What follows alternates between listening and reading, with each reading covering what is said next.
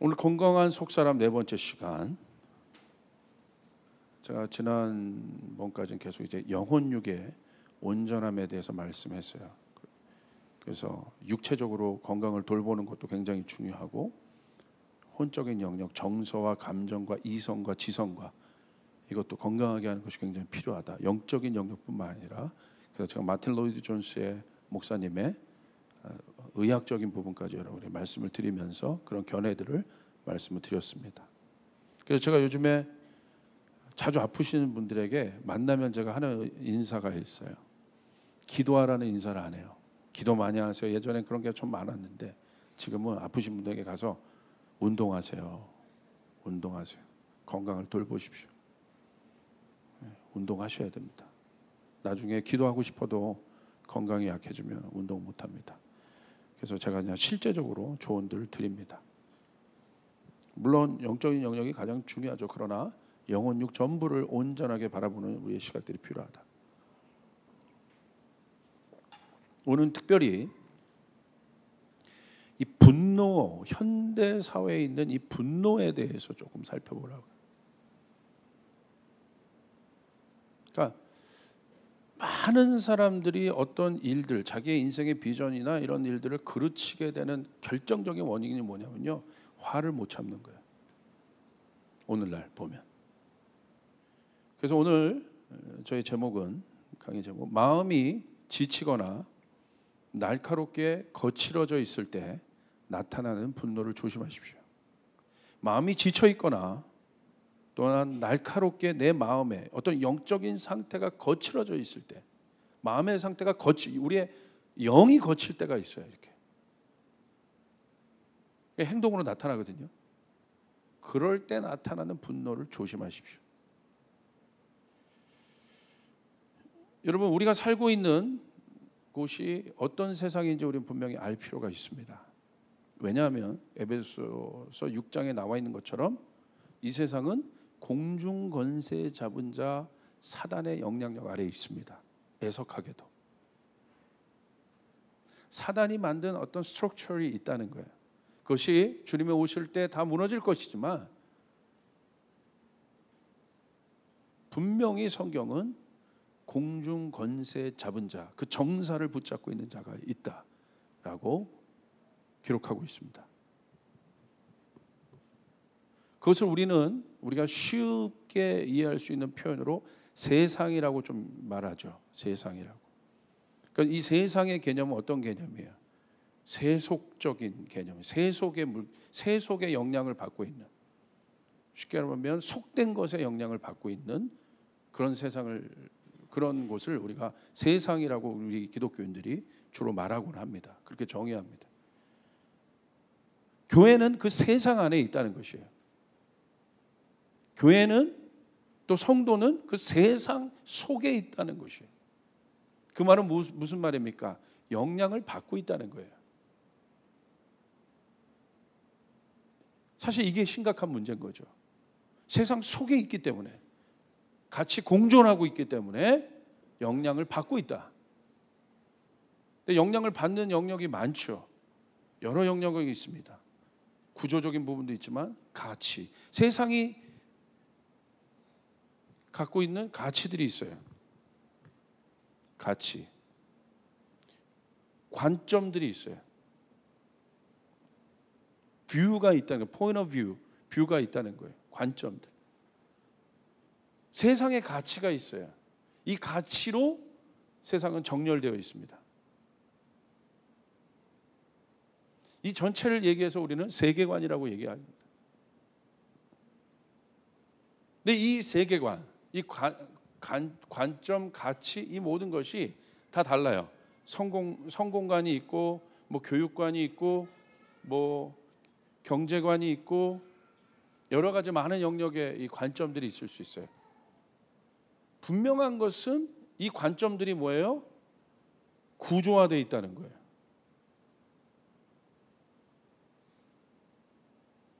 그리고 그렇게 움직이고 있습니다. 그런데 교회는 그렇게 구조화된, 세상의 가치와 관점으로 구조화된 세상 바깥에 있는 것이 아니라 세상 안에 있다는 것이죠. 예수님이 인간 바깥에 계셨던 분이 아니라 인간 안으로 들어오신 거죠. 그 안으로 들어오신 거죠. 그러니까 우리가 살아가는 삶에 대한 정의, 삶이 뭐냐? 여러분, 기독교인으로서 내가 살아간다는 삶이 뭐냐? 제대로 한번 정의를 해봐야 돼요. 우리가 어디에서 살아가고 있는가? 나는 자연인이다 그런 것처럼 여러분 산 속에서 살고 있지는 않잖아요. 세상 속에 살고 있다. 그 속에서 우리의 삶이 진행되고 있다는 것이죠. 그런 관점에서 볼 때 이제 소위 이제 기독교라고 얘기하는 우리가 믿는 하나님, 믿는 이 신앙, 여기도 관점이 있죠. 기독교 안에서도 복에 대한 관점이 있습니다.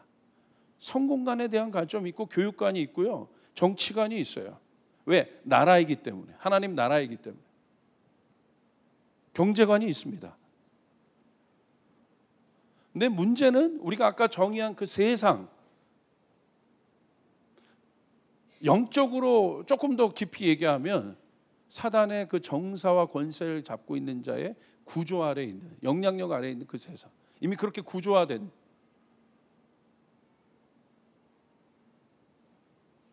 그 세상과 어떤 뭐가 있는 거예요? 이 세계관의 충돌이 있는 거예요. 이제 앞으로 이런 관점의 충돌, 세계관의 충돌은 더 깊어질 겁니다. 그러니까 굉장히 극도의 혼란과 어떤 우리가 바른 판단, 그래서 마지막 때는 이 분별의 은사를 여러분 사모하셔야 되는데 굉장히 어려운 단계로 들어가게 돼요. 내가 잘 보세요. 어떤 사람이 이게 분명 하얀색인데 어느 공동체니까 이걸 자꾸 빨간색이라고 얘기하는 거야.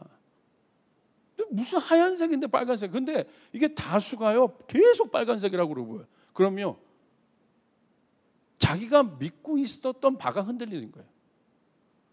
빨간색인가? 이게. 그래서 우리가 말씀에 있는 것처럼 믿는 것에 끝나는 것이 아니라 믿고 확신한 바에 거하라. 할렐루야. 이제 그런 시대라는 거예요. 그러니까 믿고 있다는 건 뭐냐면 내가 어떤 가치와 어떤 이 관점이 되려면 뭐냐면 적어도 그 사람에게 어떤 관점이 생겼다는 건 뭐냐면 이제 그 사람에게 어떤 철학이 생겼다는 거예요. 그 정도가 되려면 적어도 어떤 이슈나 이런 일에 대해서 정의할 수 있는 능력이 있어야 돼요. 그 어떤 사안이나 어떤 일에 대해서 적어도 성경이 무엇이라고 그 일들에 대해서 이야기하는지에 대해서 성경적인 진리의 토대를 자기 생각 말고 성경이 그 일을 뭐라고 말하는지에 대한 어떤 적어도 그 일에 대한, 예를 들어 어떤 교육 문제라면 성경이 교육 문제를 뭐라고 말하는지에 대한 어떤 그 관점들, 그 정의가 분명히 자기 안에 있어야 된다. 이게 진리를 아는 실제예요. 그게 흔들려 있으면요 그냥 주입식으로 그냥 목사님이 말해준 거, 그냥 내가 성경 공부해서 들은 거, 마치 뭐 암기하듯이 내가 배워온 거, 그냥 뭐 문답 답 달듯이 그렇게 해왔던 모든 어떤 내 안에 내가 알고 있다고 여겨졌던 모든 것들이요 여러분 이런 엄청난 세계관의 영향 앞에 여러분 다 흔들릴 겁니다. 결국 교회는 이 세상 속에 이렇게 있는데 문제는 무엇입니까? 세상 속에 있는 게 문제가 아니라 문제는 누가 더 영향을 주고 있느냐의 문제예요. 여러분 부흥이 있었을 때는 뭐예요? 교회가 세상에게 영향을 주었어요. 그래서 도시가 바뀌고 변혁이 일어나고 개혁들이 일어났습니다.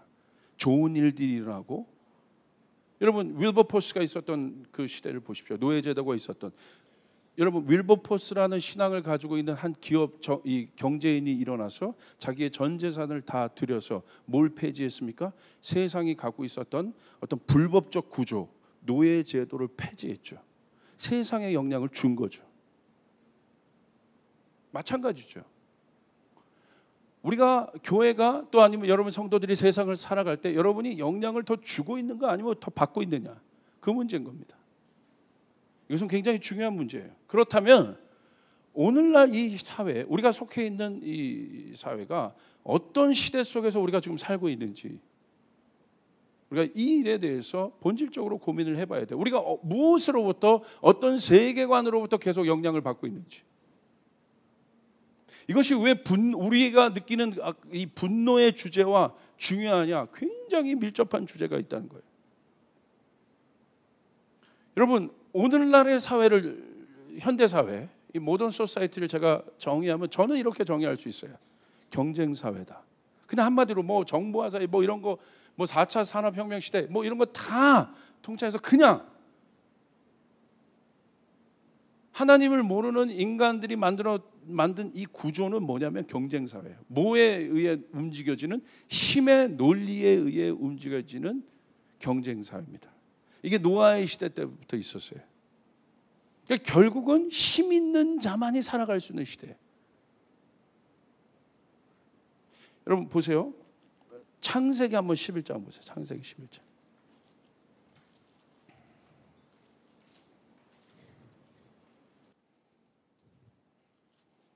여러분 잘 아는 것처럼 하나님을 가장 강력하게 대적했던 도시 이야기가 창세기 11장 바벨이라는 이야기로 나옵니다.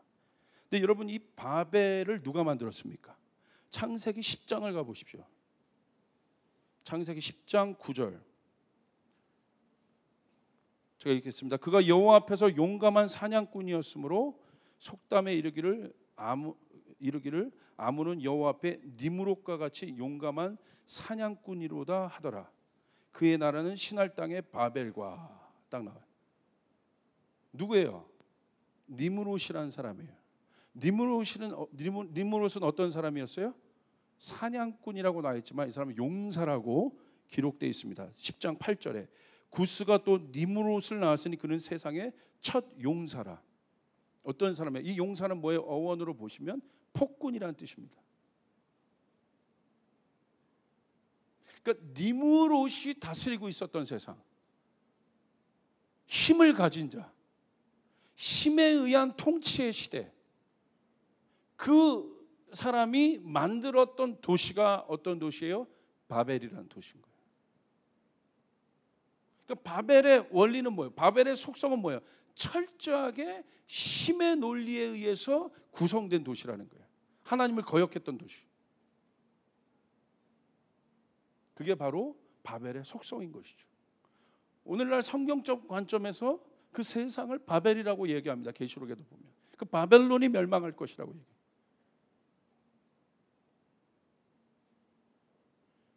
이 힘에 의해서 정렬된 세상, 전형적인 피라미드 구조죠. 힘 있는 자, 이 탑만이 존재하고 있는 거예요. 그 나머지는 다 어떻게 돼 있어요? 계층으로 돼 있어요. 계급으로 돼 있어요.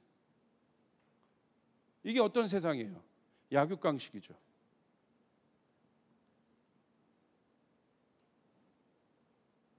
이 약육강식의 구조는 어디에서 나타나는 구조입니까? 동물에게서 나타나는 구조예요. 본능에 의해서 살아가는 존재들, 동물들. 그러니까 본능에 의해서 살아가니까 위아래가 없어요. 동물들은 뭐 윤리도 없고 예의도 없어. 그러니까 제가 이 동네에서 개들을 보는데 이 개가 어미랑도 막 교미를 하고 그러잖아요. 왜 그렇습니까? 동물이 어미랑 어떻게 인간 어떻게 그렇게 해요? 근데 동물은 그렇게 하는 거야. 왜? 본능으로 살아가니까. 그 힘에 의해서만, 여기서 말하는 본능의 정의는 힘입니다. 근데 자기 원하는 대로 내키는 대로 사는 거예요. 이게 본능이에요. 이 본능으로 살아가는 세상에서 가장 강력하게 중요한 게 뭐냐면 서열입니다. 그래서 이 서열을 가장 잘하는 존재가 누구예요? 개. 개가 서열을 잘 알아요. 저희도 저희 집에 처남 개가 자주 놀러 옵니다. 어린이집에 오는 것처럼. 저희 집에 자주 놀러 오는데 저희 집에 딱 오면 서열을 알아요. 누가 제일 센지 누굴까요? 저죠. 제 앞에서 얼마나 이 꼬리를 치는지 몰라. 누구를 제일 무시할까요? 조유엘. 어떻게 아는지 알아. 그걸 알아요. 걔가 서열을 알아. 본능적으로. 한마디로 이걸 얘기하면 뭐라고 얘기할 수 있냐면 이 니므롯이 있었던 시대, 니므롯이 만들었던 이 바벨과 같은 시대 뭡니까? 어떤 사회예요? 저는 이렇게 얘기해요. 경쟁 사회예요. 왜? 철저하게 동물적 세계는 어떤 거예요? 생존을 위해 살아가는 세계. 그게 본능이에요. 생존을 위해서. 그러니까 벌써 성도가, 교회가 생존을 위해서 돌아가면 끝나는 거예요. 선교사님, 우리가 돌아가야 되는데 우리 교회가 생존할 어떤 가치도 없어. 우리가 지금 생존의 존폐 위기에 있어. 그래서 선교사님 우리가 도울 수 없어. 우리가 살아가기도 바쁜데 무슨 선교사님을 도와? 이렇게 돌아가면 끝나는 거예요. 나도 힘들어. 나도 먹고 살기 힘든데 무슨 내가 교회 가서 뭘 해? 끝나는 거예요. 그거 끝나는 거예요. 이미 끝나 있는 거예요.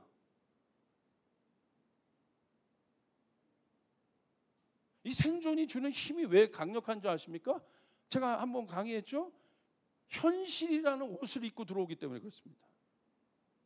현실은요 가장 강력한 설득력을 가져와요. 믿음으로 뭘 얘기해요? 현실이 안 그러잖아요. 알아요. 목사님 알아요. 알아. 안다고요. 나도. 그런데 현실이 안 그러잖아요. 10명의 정탐꾼 하나님 뜻 알아요. 약속의 땅인 거 알아요. 그러나 현실이 안 그러잖아요. 현실이 그들이 얼마나 센 줄 아세요? 현실이 안 그러잖아요. 자꾸 현실을 타령하는 사람들, 여러분 성경을 잘못 알고 있는 것입니다. 성경은 그것을 넘습니다. 예수님 존재 자체가 현실을 넘으신 분이에요. 하나님의 속성 자체가 현실을 넘어선 분이에요. 그분은 시공간을 초월하는 분이십니다. 우리는 그분을 우리 하나님이라고 고백하고 있는 것이에요. 아멘? 여러분 재밌죠? 바벨의 속성은 무엇입니까? 이 경쟁이요 끝이 나야 되잖아. 여기 올라가면 끝이 나야 되잖아. 사울이 여기 왔을 때 끝이 났어야 되잖아요. 경쟁이.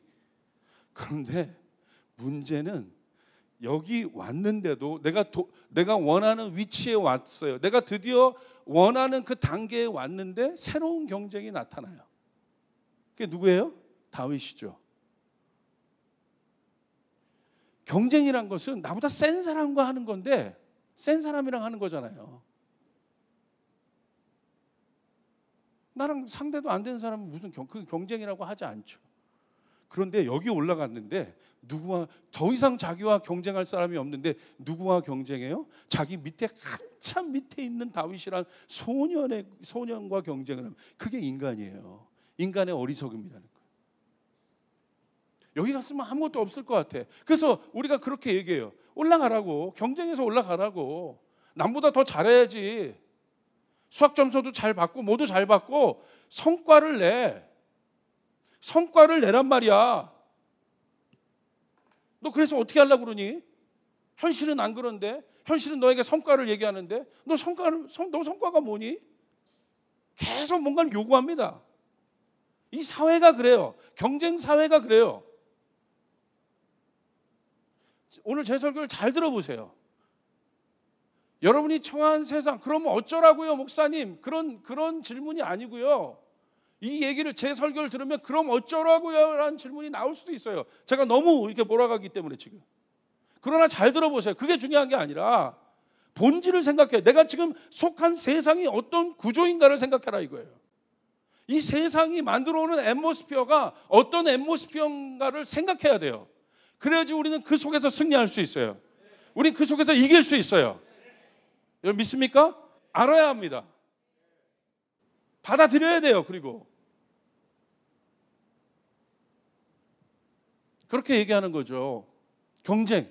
한마디로 저는 경쟁 사회의 목표는 뭐예요? 성과를 내라는 거예요. 성과는 뭘 위해서 냅니까? 이 성과가 주는 것은 무엇입니까? 내가 경쟁을 해요. A와 B가 경쟁을 해요. 누가 경쟁해서 이깁니까? 더 큰 성과를 낸 사람이. 근데 성과가 어떤 힘이 있냐면요, 성과를 내면 보상을 해줍니다. 그래서 성과를 내는 거예요. 성과를 내면 그 성과가 주는 보상이 있어요. 혜택이 있어요. 그래서 열심히 성과를 내는 거예요. 여기까지 올라갔을 땐 그래도 여기와는 다른 보상이 있죠. 그래서 성과를 내는 겁니다. 여기 올라갑니다. 여기와 다른 성과가 또 있죠. 올라갑니다. 그래서 혜택을 누립니다. 경제적으로나 뭐로나. 그 다음 단계, 여기와는 다르게 상상할 수 없는 혜택들이 주어집니다. 여기 물론 엄청난 혜택과 이 성과를 통해서 엄청난 것들이 주어져요. 저는 이야기하고 싶은 게 그거예요. 그게 본질이냐 이거예요. 그것이 우리의 영혼을 걸 만한 본질이냐 이거예요. 그 성과가 주는 보상이 우리의 영혼의 문제를 해결하냐 이거예요. 여러분 어떻게 생각하십니까? 그런데 마치 문제는 뭐냐면 그 성과가 주는 보상이 문제가 아니라 그것이 전부인 것처럼 살아가는 우리의 자세가 문제는 거예요. 그것이 전부인 것처럼. 그러니까 그것을 우선순위의 가치로 딱 상정하기 때문에 기독교 세계관이나 기독교 신앙관이나 이런 믿음관, 교육관 이런 모든 것들이 어떻게 돼요? 다 밀리는 거예요. 두 번째로, 세 번째로. 그러니까 예수 믿으면서도 내 뜻대로 가르치고요. 예수 믿으면서도 내 마음대로 하고, 예수 믿으면서도 교회를 내 마음대로 하는 거예요. 인간 마음대로. 조이풀 교회가 언제까지 존속할 수 있겠습니까? 조이풀 교회가 100년, 지금 이제 10년 저희 가까이 달렸는데 10년, 20년, 30년 가서 우리가 100년 때 셀러브레이션 해야 됩니다. 아니요. 조이풀 교회가 이 땅에 남아 있는 건요, 누구만 아세요? 주님만 아시는 거예요. 주님이 가라는 만큼만 뛰어가면 되는 거예요. 조이풀의 이름이 남는 게 중요하지 않아요. 주님의 이름이 남는 게 중요해요. 우리 모두 주님이 주신 그 단계까지만 가면 되는 거예요. 할렐루야. 이게 성과가 아니에요. 주님이 가라고 한 데까지만. 근데 이 성과 위주의 라이프스타일은 어떻게 됩니까? 계속 가는 거예요. 만족이 없습니다. 밑 빠진 독에 그 영혼 안에 밑이 빠져 있는 거야. 부어도 끝이 없는 거예요. 여러분, 바벨탑이 재밌는 원리는 뭔지 아십니까? 바벨탑이 어느 정도 돼서 완공했더라는 말이 없죠. 여러분, 바벨탑의 속성을 한번 보세요. 창세기 11장 3절 4절. 우리 한번 읽을까요? 시작. 그들은 서로 말하였다. 자, 벽돌을 빚어서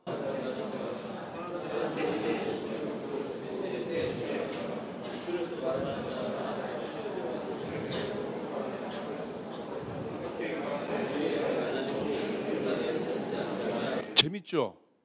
완공일이 언제예요? 하늘 꼭대기에 닿는 날. 바벨탑이 110층으로 합시다. 그러면 돼. 그럼 완공이야. 거기까지 해놓고 잘했다.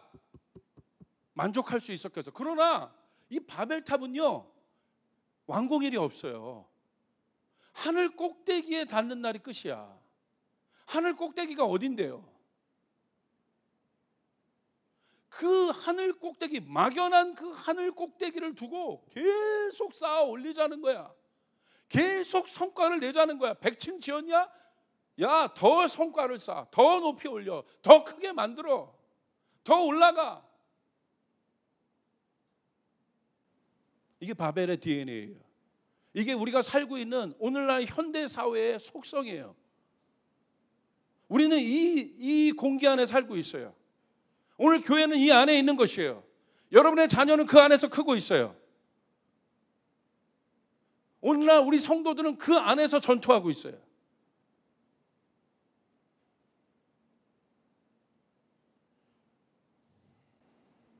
그러니까 결국 여러분, 하늘 꼭대기가 성과니까, 그 성과의 끝이니까 계속 쌓아 올려요. 쏘아 올려요. 그러니까 뭐가 쌓여요? 힘이 계속 축적이 돼요. 근데 문제는 뭐예요? 힘이 축적이 됐으면 이 힘이 풀어져야 되거든. 여러분 인간의 욕구 중에 배설의 욕구가요 큰 여러분 이게 중요한 욕구예요. 만약에 인간 안에 배설이 되지 않으면 여러분 이거 큰일 납니다. 그래서 실제적으로 뭐 제가 설교할 때 이런 말을 써서 죄송합니다. 뭔가를 쌓아놓으려고 하는 인간의 욕구가 굉장히 강하지만 그 욕구가 여러분 그래도 주님이 주신 그 본능 안에서 여러분 팽팽한 균형감을 이루는 게 뭐냐면요, 쌓아주는 것만큼 배설할 수 있기 때문에. 여러분 보십시오. 우리가 먹는 거는 엄청나게 먹어요. 에너지 축적을 해요. 그런데 만약에 배설되지 못한다면 그 사람 가장 큰 고통일걸요. 그런데 보세요. 이 바벨은 풀어내는 곳이 없어. 힘이 계속 쌓이는 거야. 힘이 계속해서 부어지는 거야. 그러니까 뭐가 생겨요? 그 안에 힘은요, 이 뚫고 나가려고 하는 그런 속성이 있어요. 그런데 그것이 자꾸 막히니까 어떻게 해요? 더 높이 가자, 더 넓게 가자, 더 높이 가자, 더 넓게 가자, 더 높이 가자, 더 넓게. 그것만이 해결책이야. 그러니까 여러분 성경에서도 보십시오. 예수님께서는요, 그 힘의 원리의 어떤 표본을 보이셨어요. 그분은 힘이 가장 강력한 힘을 가진 분이었으나 그 힘을 나누셨습니다. 힘을 섬기는 데 쓰셨습니다. 할렐루야. 아멘. 그분의 지식을 가지고 그분의 능력을 가지고 수많은 사람들 도왔고 어려운 사람들 도왔습니다. 거룩하게 흘려 보내신 거죠. 물이 흘러가는 것처럼. 에스겔서 47장에 성전으로부터 내려오는 물이 있어요.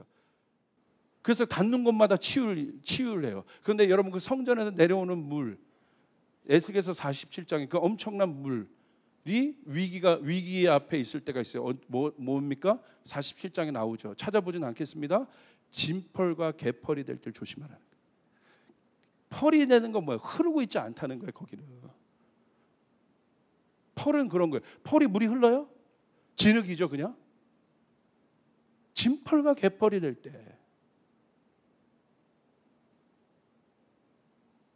성전으로부터 내리는 물이 차고 넘쳐서 이게 흘러가야 되는데 바벨탑은 흘러가지가 않아요.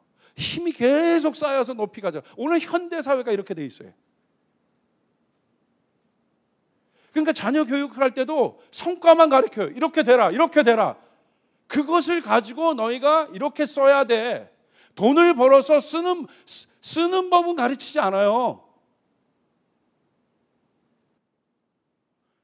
이게 오늘날 우리 교육의 맹점이에요. 쓰기 위해서 내가 버는 건데 바르게 쓰는 법은 안 가르쳐줘요. 바르게 흘려보내는 법은 안 가르쳐줘요. 다 뭐 하는 것만 가르쳐줘요? 쌓아 올리라는 것만 가르쳐요. 성과 내라는 것만 가르쳐요. 왜 성과 내냐는 거예요. 무엇 때문에? 이해되시면 아멘 합시다. 무엇 때문에 성과를 내냐는 거예요. 무엇 때문에? 여러분 무엇 때문에 성공하려고 하십니까? 이 질문에 대답하지 않으면 반드시 여러분의 영혼 가운데 펄이 되는 시간이 온단 말이에요. 그땐 죽는 겁니다. 저는 펄을 만난 수많은 사람들을 목사인 신분이기 때문에 많이 만나요. 죽어요 그 영혼이. 그 펄에서 해방되는 길은요, 이 진흙이 씻겨갈 만한 강력한 폭포수와 같은 성령의 부어지심이 있어야 돼요. 할렐루야. 우리 마음이 마찬가지예요. 이게. 그거는 안 가르쳐줘요. 올라가는 법은 가르치는데 세븐 마운틴에 대해서 얼마나 많이 메시지를 전합니까? 이 세상에 있던 이 세븐 마운틴 다 정복해라, 올라가라. 올라갔어. 그런데 문제는 뭐야? 내려오는 거는 안 가르쳐요. 등산을 올라가는 것만 가르쳐요? 내려올 때 사고가 제일 많이 일어나는데 올라갈 때 오히려 사고가 안 나요. 내려올 때 긴장 풀어서 다 사고 나지. 저는 신학대학원 가서 설교했어요. 교수님들 앉아 있는데 우리가 원하는 부흥이, 한국 가운데 부흥이 다시 와야 되는데 어떤 부흥을 꿈꾸고 있느냐?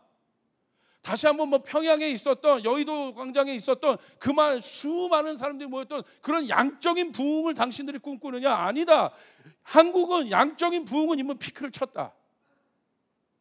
양적인 부흥은 피크를 친 거예요. 한국은 양의 부흥이 아닌 거예요. 이제 한국이 봐야 되는 건 뭐냐면 이제 우리와 다른 수많은 나라들이 동남아시아 그런 부흥을 경험해 보지 못했던 지금 일어나가는 몽골이라든지 중국이라든지 일본도 막 일어나고 있어요. 인도네시아라든지 이런 나라들이 그 양적 부흥을 경험하며 올라가고 있거든요. 근데 문제는 우리나라처럼 피크를 칠 거예요. 근데 문제는 뭐예요? 아무도 내려오는 법은 가르치지 않은 거예요. 내려오는 법이 더 중요한 것은 가르치지 않은 거예요. 오늘날 한국이 중점해야 되는 건 뭐냐? 새로운 부흥은 뭐냐? 내려오는 법을 가르치라는 거예요. 할렐루야. 내려오는 법. 하나님이, 여러분, 이 사람이 진짜 하나님의 사람이에요. 하나님 나에게 지식을 주시고 하나님 나에게 능력을 주시고 하나님 나에게 돈 벌 재능을 주십시오. 여기서 끝나는 것이 아니라 하나님 그렇게 해서 내가 이렇게 쓸 수 있도록 도와주십시오. 쓰는 것을 고민하는 사람, 베푸는 것을 고민하는 사람, 나누는 것을 고민하는 사람, 이 기도가 맞는 거예요. 여기까지 기도를 해야죠. 그런데 이 경쟁사회의 논리 안에 다 들어가 있는 거예요. 교회가 거기까지 올라가라는 거예요. 거기까지. 어디까지? 한계를 정해주면 되는데 하늘 꼭대기까지예요. 그 심리가. 성과를 내라. 학교에서도 성과를 못 내면 좀 이상한 애 취급하고 성과를 못 낼 수도 있지. 대기만성형일 수도 있고 잠재력이 아직 터지지 않을 수도 있고 그냥 그 시스템에 맞는 그 시즌에 맞는 성과를 계속해서 요구하는 거야. 그 스코어들을 요구하는 거야. 교회도 마찬가지입니다. 어떤 프로젝트를 위해서 그 성과를 내는 것은 동의해요. 우리가 어떤 문제들에 대해. 그러나 막연한 그런 것도 아닌 막연한 어떤 단계에 그냥 알 수 없는 성과들. 왜 그렇습니까? 왜 그런 일이 일어납니까? 이 현대 사회가 주는 이 경쟁 사회가 주는 경쟁하면 떠오르는 이미지가 뭡니까? 긴장감. 팽팽하잖아요. 고무줄이. 이 고무줄이 팽팽하다는 건 어떤 원리예요, 지금? 힘이 들어가고 있다는 거야. 양쪽 당기고 있다는 거야. 팽팽. 여러분, 고무줄이 계속해서 힘을 주고 팽팽하면 여러분 어떤 마음이 드세요? 끊어진다. 이러다 끊어져. 불안하잖아요. 그걸 보잖아. 그러니까 이 사회가 만들어 놓은 이 공기의 텐션이 있어요. 경쟁의 텐션들이 있습니다. 그냥 조이풀 교회도 이렇게 가면 돼요. 그냥 주신 만큼, 가문 만큼, 주님의 비전을 허락하신 만큼, 주님이 보여주신 만큼 믿음으로 따라가면 돼요. 할렐루야. 근데 이게 아니고 벌써 다른 데 돌리고 주변 교회와 경쟁하고 그 다음 단계 목표 이렇게 세우고 계속 이 힘의 긴장감이 여기를 도는 거예요. 이 교회 공기를 도는 거예요. 팽팽하죠. 창조가요, 이 팽팽함의 끝이었어요. 모든 힘이 다 부어졌잖아요. 여러분 뭐예요? 쏟아붓는 거예요. 성과를 내기 위해서 쏟아붓는 사회예요. 쏟아부어야만 그 다음 단계 가고 쏟아부어야만 그 다음 단계 가요. 문제는 뭐예요? 창조도요, 하나님 다 쏟아부었어요. 첫째 날, 둘째 날, 셋째 날 하나님 다 쏟아부었어요. 하나님 갖고 있는 걸 다 쏟아부은 게 창조예요. 근데 하나님 어떻게 하셨어요? 하나님이 여섯째 날 모든 것을 다 쏟아 부으시고 돌아가는 그 여러분 창세기 때 있었던 그 에너지의 힘을 느껴보십시오. 한번. 우주가 돌아가고 있는 거예요. 지금 다 쏟아진 거예요. 엄청난 힘이 돌아가고 있죠.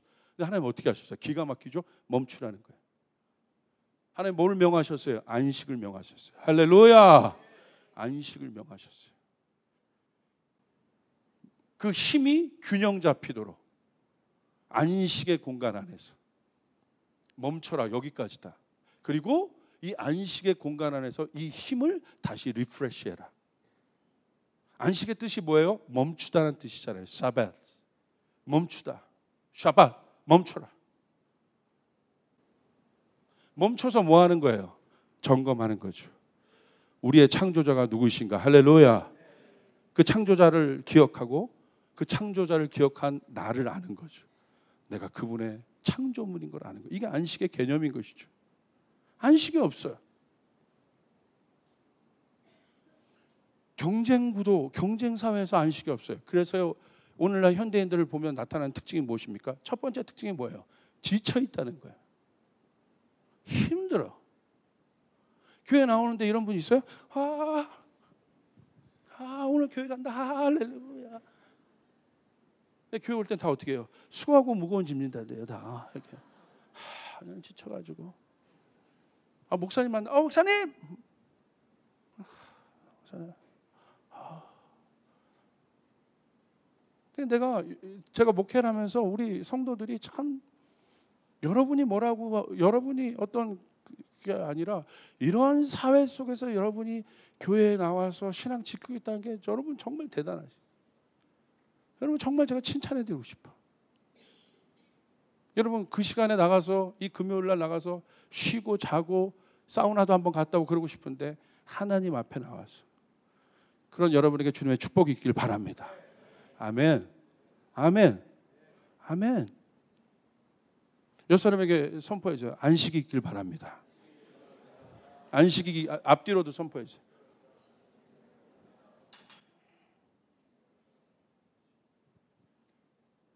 그러니까 이런 여러분들이 문제가 아니라 저는 이게 이 세상의 구조관이라는 거예요. 거기 사는 거예요 지금 우리가.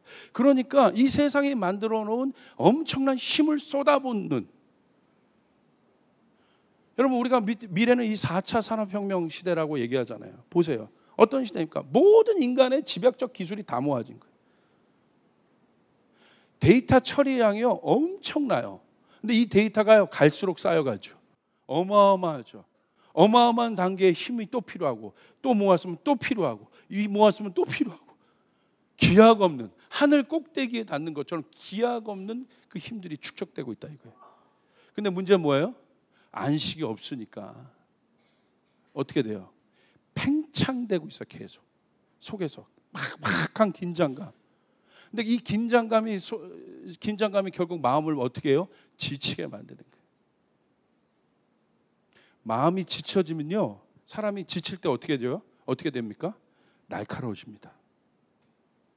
신경이 날카로워지는 거예요. 내가 기분 좋고 힘이 있을 때 누가 뭐 도와달라고 그럴 때 우리 아내가 이거 뭐 쓰레기 좀 여보 들어줘. 알았어 여보 하면서 내가 쫙 들고 가가지고 뭐 없어 더? 이렇게 좀 내가 막 지쳐 있는데 거기다 대고 여보 이거 좀 해. 아이씨. 내가 예를 들어서 공동체 생활할 때도 내가 편하고 좋을 때는 누가 뭐 도와달라 할 때는 마음껏 도와주고, 그래 내가 뭐 더 도와줄 수 없을까? 내가 그럴 때 그렇게 하지만 또 반대로 내가 지쳐 있고 힘들어 있는데 나도 막 좀 쉬고 싶은데 누가 와서 상사가 오늘 내가 이것만 끝나면 내가 오늘 할렐루야 막 이러면서 내가 좀 쉬고 좀 그래야지. 근데 갑자기 상사가 미안한데, 근데 꼭 그 단서를 다 미안한데 이거 좀 처리하고 가. 마음이 지쳐 있기 때문에 여기 공간이 없거든요. 그러니까 마음이 어떻게 돼요? 거칠어져 있어요. 이렇게 날카로워져 있어요. 갑자기 평상시 안 그랬다는데 대답 빨리 한 번에 안 하는 거예요. 다른 때 가도 라음 정도로 이렇게 얘기했는데 반갑게. 근데 갑자기 이거 좀 하고 가.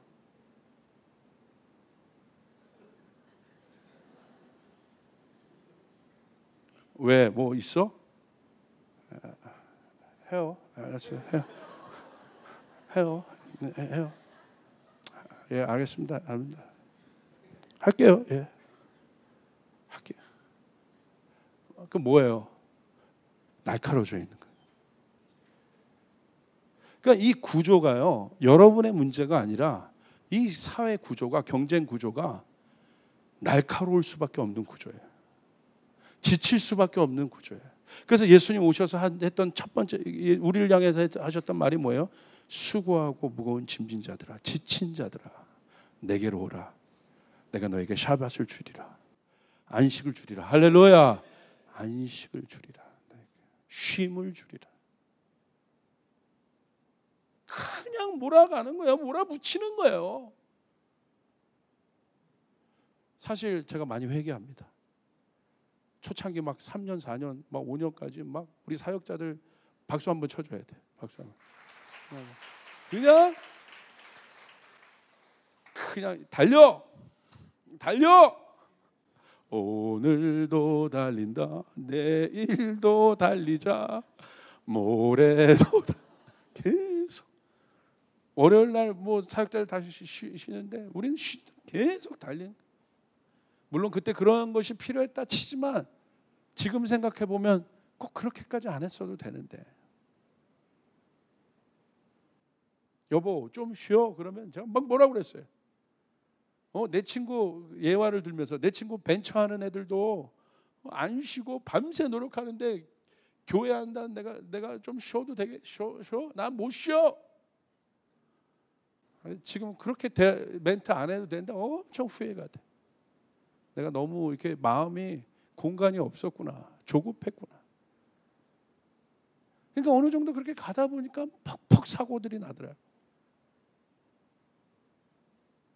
이 세상 속에서 그대로 그 공기 속에서 리프레시하고 안식하지 않고 리크레이션 하지 않고 그렇게 달리니까 그렇게 되는 거예요. 목적을 향해서. 목적이 중요한데 그 목적을 한 번 이룰 목적이 아니잖아요. 끝까지 우리의 삶을 통해 이루어야죠. 하나님의 영광을. 할렐루야. 그렇게 되는. 그러니까 계속 팽창된 어떤 분위기가. 그러니까 어떻게 돼요? 거칠죠. 물론 하나님을 향한 열정이 있지만 그 열정이 다듬어지지 않았다는 게 거친 거예요. 그러니까 하나님의 일을 어떤 것들이 이루긴 하지만 그것 때문에 오는 굉장한 대가지불도 많았어. 그러니까 그 날카로움, 그 지친 마음이 결국 어떻게 됩니까? 결국 어떤 단계로 가냐면 그것이 터지는 단계로 갑니다. 터져요. 반드시 터져요. 골마서 터집니다. 그 골마서 터지는 순간이 바로 분노인 거예요. 그래서 오늘날 현대사회가 이 분노사회, 이 경쟁사회가 분노사회라고, 분노가 갈수록 증가하는 이유가 바로 이런 구조 때문에 그렇습니다. 컨트롤이 안 돼요. 이게 터지면 이제 문제가 생기는 거예요. 터지기 직전에 잡아야 되는데. 보세요. 헐크 되기 전에 잡아야 돼요. 헐크 되면 어떻게 해요? 여러분 헐크의 어떤 본능은 뭡니까? 분이죠. 막 다 닥치는 대로 막 뭐 누구도 없어, 동료도 뭐가 없어, 그냥 막 닥치는 대로 자기가 하고 싶은 대로 막 다. 제일 무섭죠. 헐크, 초록색 괴물. 깨어났을 때, 그러니까 분노는 뭐냐면 제정신이 없는 상태라고. 헐크처럼 깨어났을 때 어떻게 해요? 심한 부끄러움을 느끼죠.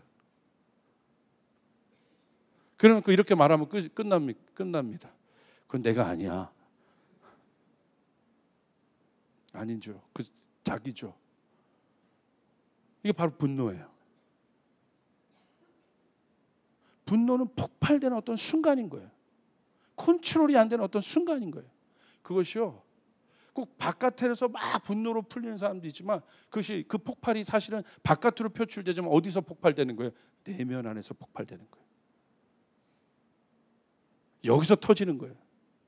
그래서 결국 이러한 세상 속에서 바벨탑과 같이 이런 것들이 형성되어 있는 이 세상 속에서 이 분노가 터지는 이유가 무엇이냐면 결국 이 안식이 없고 쉼 없고 그냥 성과 위주로 달려간 이 경쟁 사회가 주는 바벨과 같은 이 속성에서 이가 주는 건 뭐냐면 이 정체성의 소멸과 말살입니다. 왜 분노가 일어나냐? 왜 컨트롤이 안 되냐? 이 바벨의 굉장히 중요한 속성인데 보세요. 바벨은요 모든 것을 규격화해서 벽돌 쌓아서 올리듯이 쌓아 올렸어요.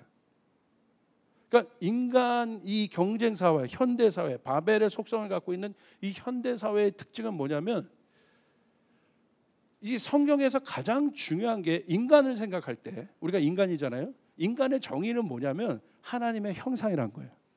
할렐루야. 가장 존귀한 존재. 옆 사람에게 얘기해요. 여러분 가장 존귀한 존재입니다. 여러분 가장 존귀한 존재입니다. 아멘. 가장 존귀한 존재. 이게 하나님의 형상이라는 뜻이에요. 그런데 이 바벨은요 인간성 자체를 말살하는 구조예요. 그러니까 인간성 자체를 벽돌의 하나로, 바벨을 건축하기 위한 소모품의 하나로 여기게 만드는 구조입니다. 내가 살아가긴 살아가요. 뭔가를 쌓아 올려 살아가요. 여러분, 오늘 현대인들이 대기업에서 겪는 아이러니, 여기 대기업에 다니신 분들은 죄송합니다. 그런 속성 본질이에요. 이게 사실은 제가 그냥 말씀드리는 거예요. 뭔가 내 전부를 부어서 다 만들어졌는데 마지막에 내가 받는 취급은 뭐예요? 벽돌 취급받는 거죠. 쓸모없구나 내가. 뭔가 이 엄청난 구조를 위해서 내가 다 헌신해서 왔는데 결국 나에게 돌아온 것은 존재감 없는 나, 벽돌의 하나밖에 여겨지지 않는 나가 되는 거예요. 여기서 절망하는 거예요. 여기서 힘들어하는 거예요. 저는 이 명태 위기에 있던 분들을 많이 상담했거든요. 직장을 나가서 실제적으로 어떻게 살 건지에 대한 굉장한 고민도 있지만 진짜 고민은 그것으로부터 오는 엄청난 배신감. 내가 이렇게 헌신했는데, 이렇게 수고했는데, 이 회사가 달려가는 데에서 내가 이렇게 노력했는데 결국 나에게 오는 것은 이 허무감이란 말인가? 그 허무감을 못 견디시더라고요. 그 허무감인 거예요. 이게 세상이 주는 구조예요.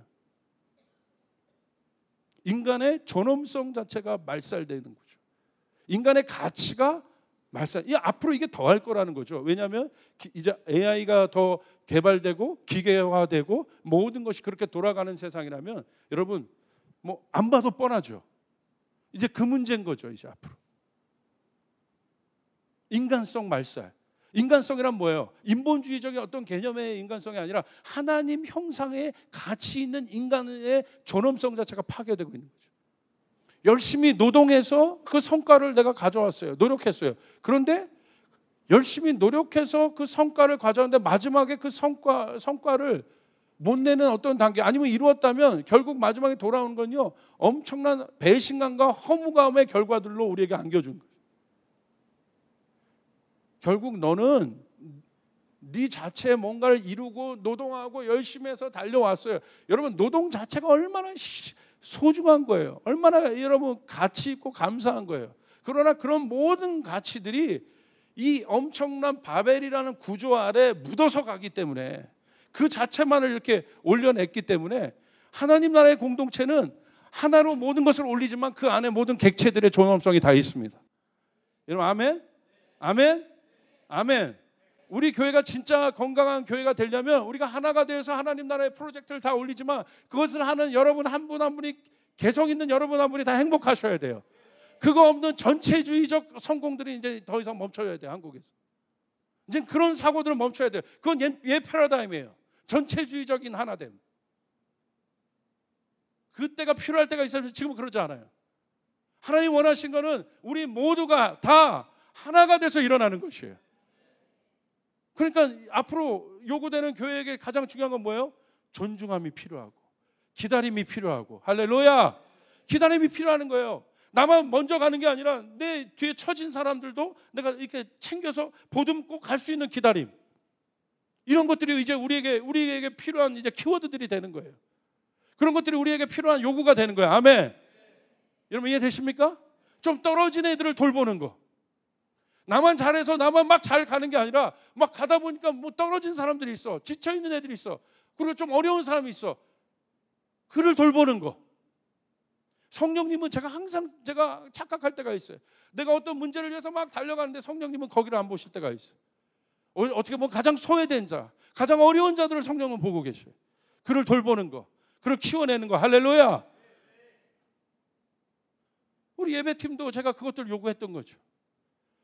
스킬만 있고 기능만 있는 것이, 기능이 있어서 하나님 앞에 다 하고 이런 것도 중요하지만 그거보다 더 중요해요. 이제 우리 조이풀 교회가 더 중요한 건 뭐냐면, 그렇지 못해도 좀 스킬이 떨어져도 하나님 사랑할 줄 아는 사람이 이곳에 와서 함께 예배할 수 있는 그런 구조. 아멘.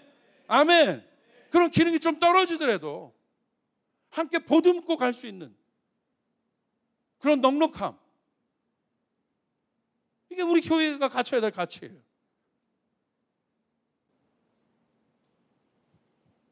근데 결국 이렇게 안 가고 결국 내 위주로 이렇게 가다 보면 결국 그것들을 위해서 뭔가 막 달려가고 그 성과를 위해서 달려가는데, 여러분 성과 위주의 인생이 여러분 결국 지쳐서 힘들어하는 이유가 뭔지 아십니까? 결국 주변을 돌아보는데 아무도 없어요. 그래서 힘들어하는 거예요. 고립감. 오늘 뭐 여대생이 여러분 자살했잖아요. 저 이런 사회 어떤 이런 기사나 이런 것들 참 눈여겨봐요. 신문을 많이 봐요. 자살했죠. 왜 자살했어요? 성폭행을 당했는데 아무도 이 자매가 그것을 얘기할 곳이 없었어. 기사가 뭐예요? 헤드라인이 너만 조용하면 해결돼. 엄청난 고립감, 엄청난 그 고립감 안에서 이 자매가 죽어간 거예요. 결국 자살을 택한 거예요. 이게 현대 사회예요. 고립감, 고립되게 하는 거. 왜 그렇습니까? 나만 달려갔기 때문에, 성과로 달려갔기 때문에, 쌓아 올리기 위해 달려갔기 때문에, 주변 안 보고 갔기 때문에. 결국 왜 그런 거예요? 한마디로 관계하지 못했기 때문에. 소통 불능자, 관계 불능자들. 오늘 이 하나님의 형상에 멀어진 성도와 교회 안에 나타나진 일그러진 형상은 뭐냐? 결과는 뭐냐? 관계 불능자들이 됐어요. 세상과도 소통할 줄 몰라. 세상과도 관계할 줄. 예수님은 세상과 관계했어요. 소통하셨어요. 당신의 정체성을 가지고. 이웃과 관계할 줄 몰라요. 소통하지 못해요. 하나님이 보여주신 건 공동체인데, 하나님 나라는 공동체인데, 공동체가 뭔지를 몰라요. 교회가 뭔지를 몰라요. 그냥 나만 하면, 여기서도 나만 잘하면 되는 거야. 나만 성과를 이루면 되는 거야. 교회 나와서도. 그래서 그거 간증하고 나 잘했으면 되는 거고, 아니라니까. 같이 가야 되는 거예요. 할렐루야. 같이 가야 되는 거예요. 같이 함께. 이게 성과 위주의 신앙입니다. 지치는 거예요. 그러니까 이 그런 교회와 그런 분위기는 영적 공기 자체가 이게 지치는 거예요. 힘들게 해요. 계속 마찰이 일어나는 거야. 관계를 못 해요. 여러분 잘 아세요. 하나님이 일을 택하시겠어요? 관계를 택하시겠어요? 1번 일, 2번 관계. 2번이에요, 1번이에요? 어딜 보고? 네가 나한테 오기 전에 형제와 다퉜다면 그거 해결하고 오라는 거야. 하나님 뭘 원하세요? 관계를 원하세요. 왜? 이게 영적인 속성이에요. 하나님의 형상이란 것은 뭐냐면 하나님과 교제하는 자라는 거야. 하나님 앞에서 일하는 자가 아니라는 거야. 우리가 다시요, 우리가 일하는 자가 아니에요. 우리는 하나님의 자녀인 것이에요. 하나님과 교제하는 자들인 것이에요. 우리 일하는 자로 부르지 않았다는 거야. 그 다음에 일하는 거예요. 그 다음에 내 가정에 내가 내 가정 구성원이랑 관계를 회복하고, 이게 먼저야. 내 옆에 있는 사람과 동료들과 관계를 회복하고, 이게 먼저인 거야. 여러분 우리 교회에서 사단이 여러분 딱 치면 어디를 치겠습니까? 여러분 먼저 안 쳐요. 리더인 교육자들 치겠죠. 그 안에 뭘로 칩니까? 분열의, 사단은 항상 분열의 영입니다. 에덴 동산 보십시오. 어떻게 여러분 사단이 침투했습니까? 분열시킨 거예요. 하나님과 인간의 관계를 분열시키고, 아담과 하와의 관계를 분열시키고, 서로 의심하고 서로 여러분 미루게 하잖아요. 분열인 거예요. 사단은 언제나 분열인 거예요. 어디를 치겠어요? 여기 칩니다. 임상훈 전사님이랑 신경민 전사님이랑 속닥거리면서 막 싸우게 하고, 여기랑 당짓게 하고, 저기랑 만나게 하고 막. 이게 사단이 원하는 건 딱 하나예요. 분열시키면 끝나는 거예요. 분열의 영이에요. 사단은 분열의 영이에요. 죄의 속성은 분리의 영이에요. 이 모든 고통이 하나님으로부터 분리로 나왔고, 죄는 뭐야? 분리라는 거예요. 인간끼리 분리하고 단절됐고, 이게 그대로 그 뿌리가 돼서 간 게 뭐예요? 바벨이에요. 쌓아 올리기는 올라가는데 모든 사람이 분열돼 있어. 하나로 뭉쳐있긴 하는데 모든 사람이 고립감을 갖고 있어. 외로워하고 있어. 지치고 있어. 소모품이 되고 있어. 제 말 지금 이해되십니까? 이게 사회예요. 지금 세상. 이걸 지금 꿰뚫고 봐야 돼. 우리가 어느 세상에서 살고 있나. 그럼 우리가 이것들을 반대로 이겨야 될 만한 영성이 뭐냐? 나가서 힘으로 제압하자가 아니라 우리 안에 하나 되는 것이에요. 아멘. 우리 안에 하나님이 원하시는 것이에요. 형제가 하나 되라. 너희가 서로 이웃과 하나가 되라. 여러분 보십시오. 제자들이 복음서에서 445 분열됐어요. 그런데 사도행전 가서 어떻게 됩니까? 그들 완전히 하나가 됐죠. 어마어마한 역사를 이뤄냅니다. 어마어마한 역사를 이뤄냅니다. 어떻게 여러분 베드로 혼자 그 엄청난 걸 다 감당하겠어요? 이게요 전형적인 이 바벨론 시각이에요. 나 혼자, 우리 교회 혼자, 내 단체 혼자 이 모든 걸 다 감당하겠다. 천만에. 그것도 착각이죠. 너 없으면 안 돼. 잘 돼. 이 교회 조지훈 목사 없어도 하나님이 통치하시는 교회라면 이 교회는 더 부흥할 겁니다. 할렐루야. 아멘. 크게 했으면 조금 섭섭할 뻔했지만 정말 저는 그것 같아요. 주님의 교회, 하나님이 통치하시는 교회 믿으시면 아멘 합시다. 맞잖아요. 우리가 잘 알아야죠. 어떻게 혼자 모든 걸 감당해요? 이것을 영적으로 이게 벌써 탁 트인 사람은 하나님 나라를 위해서 가장 힘쓴 게 뭐냐면 하나님 나라를 위해서도 뭘 해요? 하나 되는 거예요. 우리가 하나 되면 주님이 역사하십니다. 믿으시면 아멘 합시다. 우리가 하나 되면 주님이 역사하십니다. 이게 하나님 나라의 DNA예요. 거기에 어떤 것이 있습니까? 성과가 아닙니다. 배려, 존중, 기다림, 인내, 사랑, 참음, 이런 것들이 DNA인 거예요. 이게 하나님 나라의 속성인 것이에요. 여러분 그렇게 갈 수 있기를 바랍니다. 그렇기 때문에 이런 것들이 있었기 때문에 우리의 영이 계속 지치고 힘들고 파괴되어지고 거칠어지고, 그 거침이 분노로 일어나고 그 분노가 공동체를 파괴시키고 대립을 만들고. 말씀의 결론을 봅시다. 하나님 나라 공동체에 대표적인 몇 가지 사례가 있는데 그것이 아둘람 굴입니다. 다윗은 어떤 사람이에요? 예수 그리스도의 표본입니다. 예수 그리스도의 어떤 됨됨이를 묘사한 것이 다윗이에요. 다윗의 계보로 오셨어요. 예수님이. 다윗의 나라의 출발이 아둘람 굴이라는 사실이 놀라운 거예요. 아둘람 굴은 누가 모였어요? 한번 우리 같이 읽겠습니다. 시작. 다윗은 거기서 떠나 아둘람 굴 속으로 몸을 피하였다.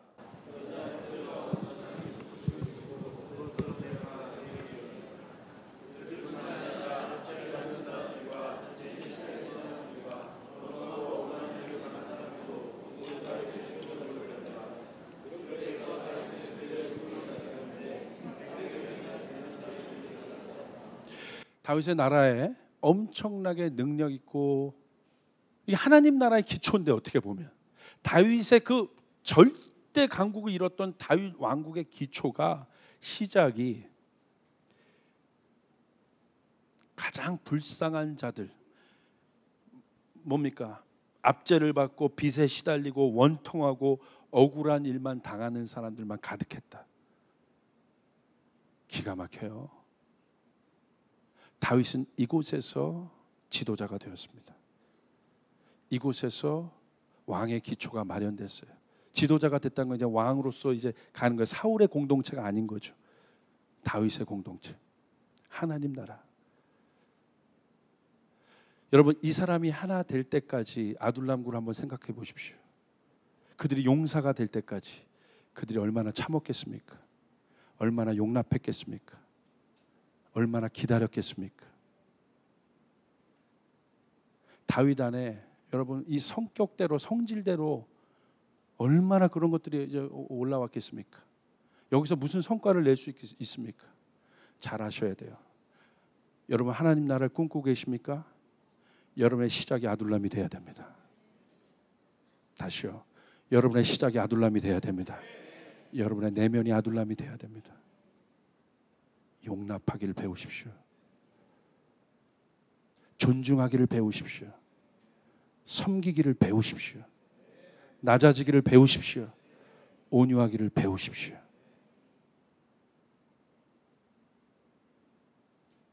이게 하나님 나라의 기초였어요. 그들이 하나 되었어요. 두 번째, 12명의 제자들을 보십시오. 그들 또한 최고의 스펙과 어떤 성과를 낼 만한 사람들이었습니까? 하나님 나라의 강력한 이 여러분 모태가 되었던 신약의 초대교회 공동체 12명의 제자들 보십시오. 다 탈 많고 부족하고 어렵고 한계가 많았던 사람들이에요. 근데 하나님은, 예수님은 그 공동체 속에서 시작하셨어요. 그들은 능력이 아니라 사랑을 배웠어요. 은사가 아니라 서로 존중하는 것을 배웠어요. 섬기기를 배웠어요. 하나 되기를 배웠어요. 그 결과가 무엇입니까? 그 12명의 공동체에 의해서 만들어진 어마어마한 하나님 나라의 기초, 초대교회. 그 12명의 영성으로 만들어진 하나님 나라의 공동체, 초대교회. 초대교회의 삶이 어떻습니까? 초대교회가 먼저 사도행전에 뭐라고 증거하고 있습니까? 능력이 나타나고, 여러분 초대교회가 되자마자 가자마자 성과 내고 복음 전하고 막 귀신 쫓아내고 병 고치고, 그게 먼저 기록되어 있습니까? 아니요. 성경은 먼저 순서를 잡고 있어요. 그것보다 중요한 건 뭐예요? 사도행전 3장에 베드로가 그 엄청난 하나님 나라의 능력을 풀기 전에 풀었던 능력이 나타남으로 사회에 엄청난 임팩트를 주는데, 그거 전에 성경이 사도행전 1장과 2장 엄청난 장을 활용해서, 그 일개 활용해서 주목하고 있는 것은 무엇입니까? 초대교회가 어떻다는 것입니까? 능력이 아니라 그들은 사랑했다는 것이에요. 아멘. 아멘. 그들은 나눴다는 거예요. 그들 공동체 안에 가난한 자들이 없었다는 거예요. 이런 하이라르키 시스템이 아니에요. 이런 피라미드 구조가 아니에요. 모두가 하나님 안에서 서로 존중하고, 모두가 하나님 나라의 꿈을 꾸고. 여러분, 먼저 나가는 자들이 있었을 거예요. 그러나 그 먼저 나가는 자들이 따라오는 자들 기다렸을 거예요. 용납했을 거예요. 사랑했을 거예요. 성과 위주의 이 구조는 반드시 마음이 지친다니까요. 여러분 안에, 우리 안에 성과 위주의 저 나라가 세워지기 전에, 저 나라가 세워지지도 안 되지만 우리 안에 기초로 뭘 만들어야 돼요? 존중의 문화를 만들어놔야 돼요. 사랑의 문화를 만들어놔야 되는 것이에요. 섬김의 문화를 만들어놔야 돼요. 그 공동체. 그 사람은 지치지 않아요. 그 사람은 영이 날카로워지지도 않아요.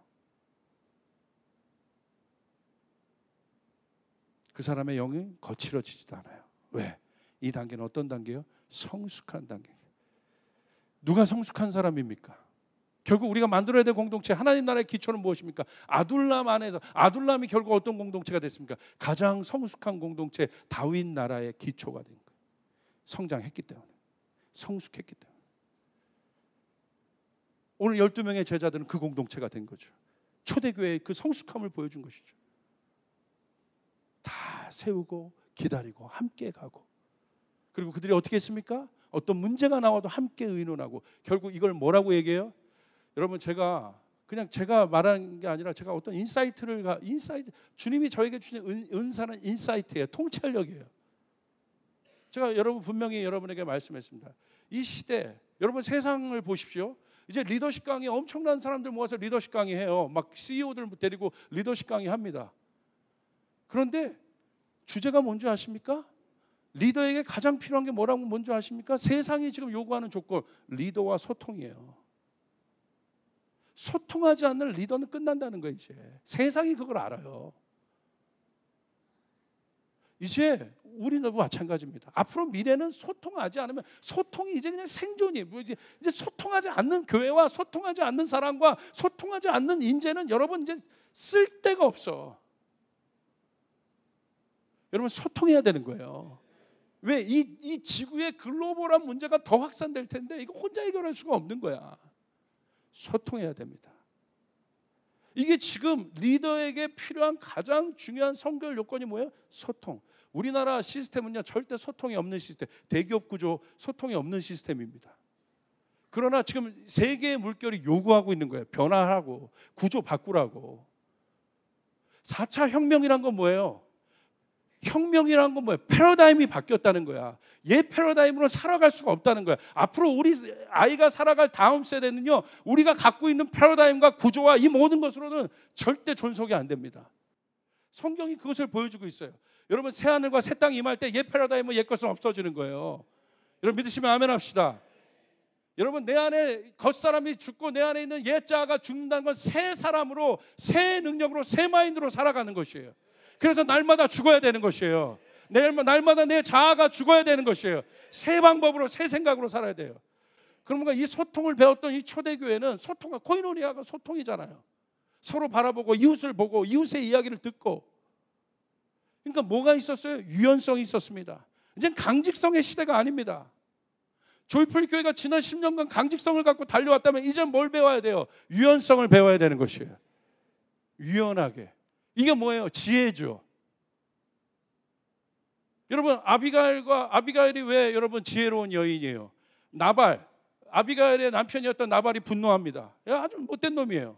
근데 이 나발이 여러분 다윗의 화를 재촉합니다. 근데 그 다윗이 평정심을 잃습니다. 그래서 칼을 차고 400명 이끌고 죽이겠다고 옵니다. 근데 아비가일이 어떻게 합니까? 지혜로운 다윗이 가서 죽이면 다윗도 여러분 엄청난 치명상을 입을 거고 나발도 죽고 다 끝나는 거, 다 망하는 거예요. 그러니까 아비가일이 어떻게 했어요? 지혜롭게 다윗을 달래잖아요. 다윗의 화를 멈추잖아요. 지혜를 가지고 음식을 대접하고 음식으로 다윗을 달래잖아요. 단순한 다윗 같으니라고. 지혜롭잖아요. 해결하잖아요. 그 지혜로운 여인을 다윗이 뽑은 거예요. 어마어마한 여인이에요. 지혜를 가진 여인이에요.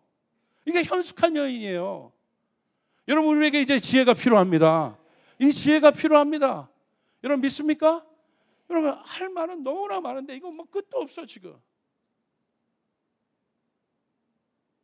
이 시대 여러분 건강한 속사람을 갖기 위해서 여러분 구체적으로 노력해야 돼요. 그러기 위해서는 우리가 어떻게 해야 됩니까? 정리합시다. 마음을 지키는 대안이 있어야 돼요. 우리가 깨어 있어야 합니다. 여러분 깨어 있길 바랍니다. 우리가 살고 있는 이 시대 속에서 깨어 있길 바랍니다. 성경은 기록합니다. 깨어 있는다는 건 뭐예요? 마귀에게 틈을 주지 않는다는 거예요. 우리의 마음을 지키고 있다는 것이에요. 여러분 보세요. 에베소서 말씀 한 번만 찾아보세요. 에베소서 4장 25절부터 27절 26절 27절 분을 내어도 죄를 짓지 말며 해가 지도록 분을 품지 말고 27절 마귀에게 틈을 주지 말라. 마귀는 어디에 역사해요? 틈 속에 역사합니다. 여러분 마음이 지치고 마음이 불편하고 마음이 계속해서 이 성과 위주로 경쟁 위주로 내 마음이 자꾸 드라이브가 되면 내 마음이 결국은 분을 내는 단계까지 가게 됩니다. 지치게 됩니다. 힘들게 됩니다. 분 내면 터집니다. 분이 났다는 건 터졌다는 거예요. 그럼 그 순간 영적으로 해석해야 돼요. 분을 내는 그 순간 마귀는 틈을 타는 거예요. 여러분 분을 다스릴 수 있기를 바랍니다. 분을 다스리는 것 자체를 위해서 뭘 해야 돼요? 내 안에 이 소통의 구조를 가지고 내 문제를 해결하고 성과 위주가 아니라 관계 위주로 나가고 섬기고 사랑하고 존중하고 여러분 그렇게 나가야 될 줄 믿습니다. 나보다 남을 낮게 여기고 존중하고 그거밖에 없어요. 살 길이. 내가 아니라 남을 위해서 이기적인 것이 아니라 이타적으로 그렇게 사는 것밖에 이젠 그거밖에 없어요. 답이. 우리의 영성을 지키는 것은 깨어 있어야 합니다. 두 번째 유연성을 확보하길 바랍니다. 단단하면 결국 부러집니다. 그래서 항상 성령으로 인한 유연성이 마음에 있어야 됩니다. 여러분 유연한 여러분이 되시길 바랍니다. 유연성이 있어야죠. 유연성이 뭐예요? 공간이 있다는 거예요. 들을 줄 알아야 되는 거예요. 들을 줄 알고 함께 살필 줄 알고 보살필 줄 알고. 세 번째 성령의 절제의 은사를 사모하시길 바랍니다. 이게 셀프 컨트롤이 안 되는 거거든요. 갈라디아서 5장 23절에 우리의 내면을 강화시키는 가장 강력한 여러분 처방전의 하나가 성령의 열매를 맺게 하는 것입니다. 성령의 많은 열매 중에 어떤 열매가 있어요? 자기 절제의 열매가 있습니다. 셀프 컨트롤. 여러분 우리 안에 있는 이 내면의 이 영적 질서를 다스리기 위해서 성령의 은사를 사모하시길 바랍니다. 성령의 열매를 사모하시길 바랍니다. 영은 누구에게 주어져요? 갈망하는 자에게. 하나님 내 내면 안에 절제의 은사를 주시길 바랍니다. 내 내면 안에 절제의 은사를 주시길 바랍니다. 내 내면 안에 셀프 컨트롤할 수 있는 열매를 주시길 바랍니다. 갈망하는 자에게 생깁니다. 구체적으로 구해야 되는 거죠. 그럴 때 성령은 우리에게 도우십니다. 그 고백을 하는 자에게. 네 번째 조력자가 필요합니다. 다윗도 나발의 도발로 평정심이 무너졌습니다. 제가 얘기했죠. 아비가일이라는 조력자가 나와서 다윗을 잠잠케 했습니다. 조력자가 필요합니다. 멘토가 필요합니다. 영적 아비들이 필요합니다. 어려운 일이 있으면 그에게 달려가시길 바랍니다. 이게 중요합니다. 내 주변에 나의 연약함을 도울 수 있는 실제적인 중재자와 영적 아비들이 필요합니다. 바깥에서 목회하고 있는 젊은 사역자들이 있어요. 그래서 우리 교회는 아니지만 나가서 목회할 때 어려울 때 막 어렵고 막 그 마음에 분노가 일어날 때 저한테 막 전화를 해요. 그럼 제가 와서 얘기해 줍니다. 아, 그런 거야? 그러면 제 이야기를 딱 듣고 이 분이 싹 가라앉죠. 그리고 예. 벌써 리프레시 된 거죠. 그게 터지도록 사단은 돕는 거예요. 우리를 더 거칠게 하죠. 여러분, 실제적인 이런 노력이 필요합니다. 여러분, 이기시길 바랍니다. 쫓아가겠습니다. 분노는 물을 엎지르는 것과 똑같다. 물을 엎지르면 여러분 끝나요. 물을 엎지르면 끝나요. 우리의 영이 막 여기에 물이 가득 차서 막 긴장감 속에 이렇게 차박차박 이렇게 다녀. 막 그냥 위험해 죽겠어. 막 여기 볼 때도 막 저 사람 보면 이거 저 터지는데 엎지르는데 그러다가 갑자기 오늘 가다가 다 엎지르는 거야. 어떻게? 저 엎지를 줄 알았는데. 저도 마찬가지야. 제가 여기 주님 앞에 깨어있다는 건 뭐예요? 이거 아는 거예요. 제 안에 이 영적인 상태. 나 이러다가 엎지른다. 나 이러다가 엎질러. 찰랑찰랑. 평안이 없어. 안정이 없어. 거칠어. 그 속사람이 거칠었던 자들, 바리새인들, 분노. 계속해서 예수님 가는 곳마다 비판하고 비난하고 여러분 틈 잡을 것만 잡고 여러분 그러고 다니잖아요. 결국 어떻게 돼요? 엎지르잖아요. 분내잖아요. 예수님 앞에 분내잖아요. 그 분이 예수님 십자가에 못 박잖아요. 겉은 그들이 거룩하게 보이는지 모르지만 속 사람은 엉망이었다는 거야. 분을 낸다. 엎지른다. 엎지르면 끝나. 여러분, 저희 집안 얘기는 아닙니다. 할렐루야. 부부싸움도 마찬가지 아닙니까? 이게 막 어느 위험에 있다가 이러다 그냥 서로 그냥 계속 툭툭거리다가 툭툭툭툭 이 툭툭거리는 거에서 좀 해결해야 되는데 계속 그러다가 누구 하나 엎지는 거지. 왜? 이게 여러분 이거 걷잡을 수 없는 상황으로 들어가요. 여러분 다스려야 합니다. 다스려야 합니다. 할렐루야. 분내는 그 순간 끝나는 거예요. 주님의 평강이 여러분을 다스릴 수 있기를 바랍니다. 이기시길 바랍니다. 그 속사람으로 이기시길 바랍니다.